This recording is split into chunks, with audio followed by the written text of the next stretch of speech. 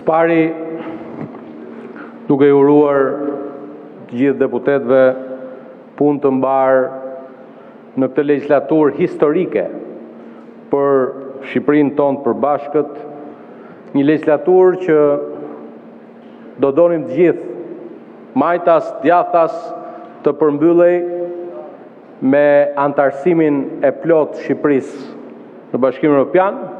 Sot është një ditë e rëndësishme dhe e bukur gjithashtu, ndërsa Shqipëria me hapjen e 4 kapitujve të tjerë shkon në 28 kapituj të hapur në marrëveshjen për antarësimin e Shqipërisë në Bashkimin Evropian, me angazhimin e plot të kësaj shumice, por dhe të kësaj pakice, shpresoj që t'i mbyllim kapitujt brenda krishtlindjeve të vitit 2027 dhe përgjatë vitit 2028 të gjithë së bashku të majt dhe djathtrit tanë, se ti i ke harruar disa gjëra, të shkojmë në parlamentet e vendeve anëtare për të përmbyllur procesin e ratifikimit.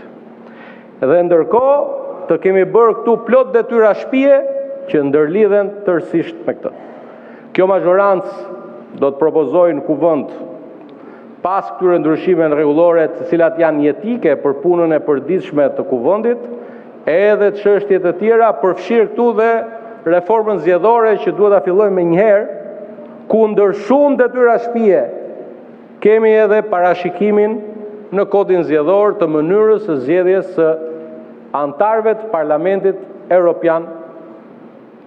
Të shpresojmë që nëse ecim me këtë ritëm, siç e tha sot komisionerja Marta Kos, ne mund të jemi gati për të çuar eurodeputetët e parë shqiptar në legislaturën e re të Parlamentit Evropian 2029-2034. Kthehemi tek propozimi.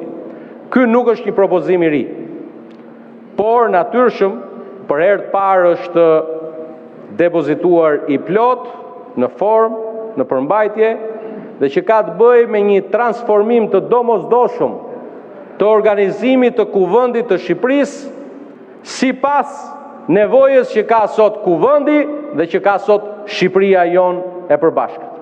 Nuk mund të vazhdonim në 2025 me i ndarje komisionesh që në një sektor të caktuar risillte një emërtesë që transpozohej që nga kuvendi popullor i vitit 1988. Jemi në vitin 2025, kjo mazhorancë, ky kryeministër Edi Rama janë votuar nga populli shqiptar me shumicë si asnjëherë tjetër në zgjedhje 11 majit për të jetëzuar vizionin tonë Shqipëria 2030 anëtare e Bashkimit Evropian. Dhe prandaj kemi ardhur me një propozim ku puna në komisionet e parlamentit të reflektoj pikë pari kapitujt dhe grup kapitujt e marrëveshjes së antarësimit në Bashkimin Evropian, me një fokus veçantë në disa fusha ku mendoj që dhe opozita pa dyshim ka rolin e vet të pazëvendësueshëm. Dëgjova që thatë që i kemi marrë opozitës komision, nuk i kemi marrë asnjë komision, përkundrazi i kemi shtuar më shumë fusha përgjegjësie se sa kishit. Dhe i kemi besuar opozitës fusha jetike. Unë mendoj që është jetike për opozitën që të vinë kuvend dhe të drejtoj komisionin që lidhet me arsimin. Është jetike për opozitën që të vinë komision të drejtoj komisionin për shëndetësinë. Është jetike për opozitën që të vinë komision dhe drejtoj komisionin ndër më të rëndësishmit në çdo parlament, përfshirë këtu Kongresin Amerikan, atë drejtave të njerëzit. Ju e dini, në Kongresin Amerikan, po nuk e ke pasur me zemër se drejtat e njerëzit kanë qenë këtë ligjet. Por do i mësoni dal nga dal.